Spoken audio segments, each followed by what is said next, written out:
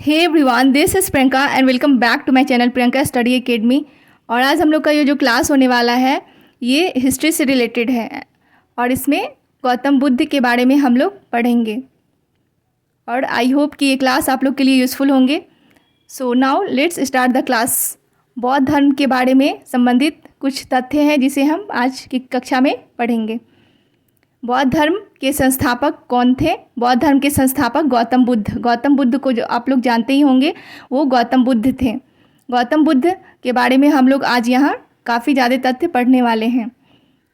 गौतम बुद्ध के बौद्ध धर्म के संस्थापक गौतम बुद्ध थे।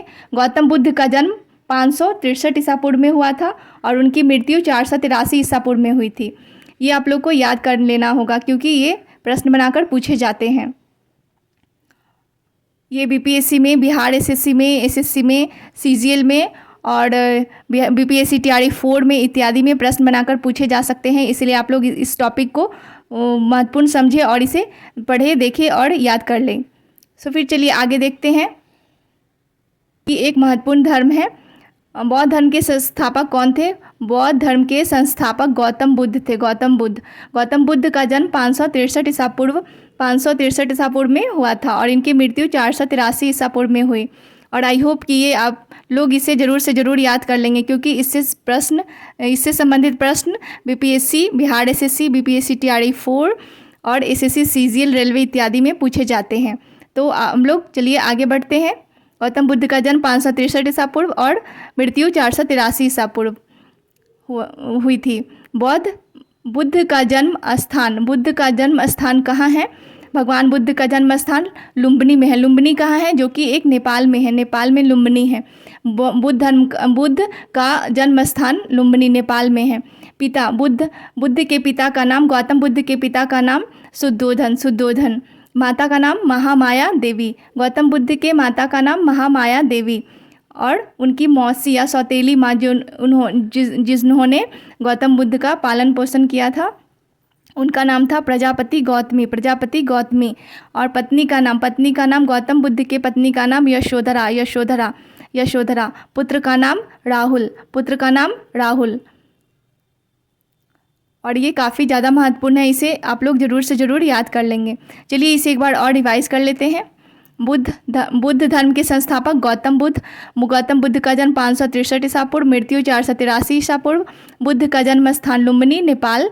पिता का नाम शुद्धोधन, माता का नाम महामाया देवी और उनकी मौसी और सौतेली माँ प्रजापति गौतमी। पत्नी का नाम यशोधरा और पुत्र का नाम राहुल। और बुद्ध धर्म के बारे में आज हम लोग पढ़ रहे हैं इस कक्षा में और आई होप ये सारे जो तथ्य हैं आप लोग के लिए मददगार साबित होंगे।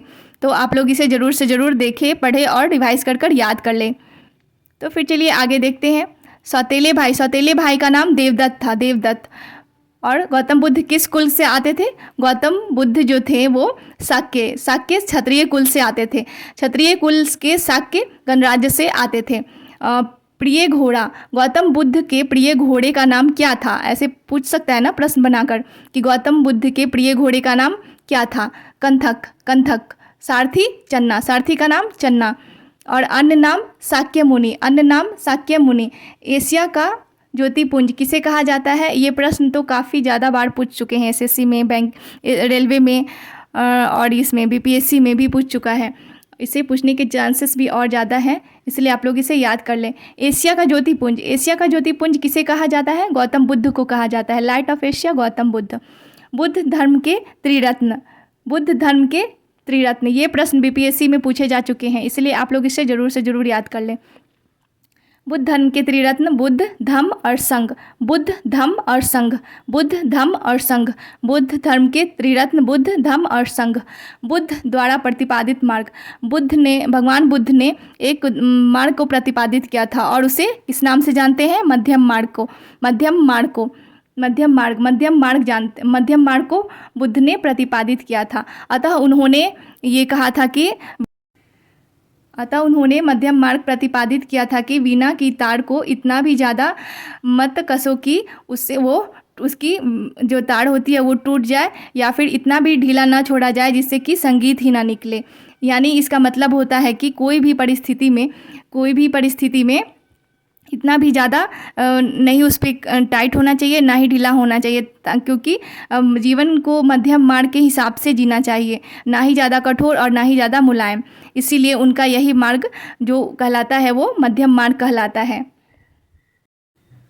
और ये जितने भी यहाँ हम लोग कर रहे हैं गौतम बुद्ध से संबंधित तथ्य हैं, इसे आप लोग इसे ज़रूर से ज़रूर पढ़े, देखें और रिवाइज कर याद कर लें। चलिए आगे देखते हैं। पहला उपदेश जो भगवान बुद्ध ने दिया था वो कहाँ दिया था? सारनाथ में, सारनाथ के ऋषिपत्तनम के सारनाथ में दिया था। बौद्ध धर्म के अष्टांगिक मार्ग का प्रतिपादन किया था। बौद्ध धर्म ने अष्टांगिक मार्ग का प्रतिपादन किया था। बौद्ध धर्म के द्वारा अष्टांगिक मार्ग दिए गए थे। उन्होंने कहा कि जीवन दुखों से भरा है और इसके लिए उन्हें अष्टांगिक मार्ग का दिए थे। जैसे कि अष्टांगिक मार्ग 8 मार्ग है, उन पे चलकर हम लोग दुखों से मुक्ति पा सकते हैं। नंबर 1 पे है सम्यक दृष्टि। नंबर 2 पे है सम्यक संकल्प। नंबर 3 पे है सम्यक वाक यानी सम्यक वचन, जो भी बोले जाते हैं वो सही हो। और नंबर 4 पे है सम्यक कर्म, सही कर्म। सम्यक आजीव। नंबर 6 पे है सम्यक व्यायाम। नंबर 7 पे है सम्यक स्मृति। नंबर 8 पे है सम्यक समाधि। और ये जितने भी मार्ग है इसे ही अष्टांगिक मार्ग कहा जाता है। दुख निरोध मार्ग भी इसे कहा जाता है। सम्यक दृष्टि, सम्यक संकल्प, सम्यक वाक, सम्यक कर्म, सम्यक आजीव, सम्यक व्यायाम और सम्यक स्मृति और सम्यक समाधि, ये 8 मार्गों को अष्टांगिक मार्ग कहा जाता है। और ये हमारा लास्ट है इस टॉपिक का। बुद्ध के पुनर्जन्म की कथा को क्या कहा जाता है? बुद्ध के पुनर्जन्म की कथा को जातक कथा कहा जाता है। आई होप ये क्लास आप लोग को पसंद आ रहा होगा, और अगर आप लोग को पसंद आ रहा है तो हमारे चैनल को ज़रूर से ज़रूर लाइक शेयर और सब्सक्राइब कर ले। And thank you everyone.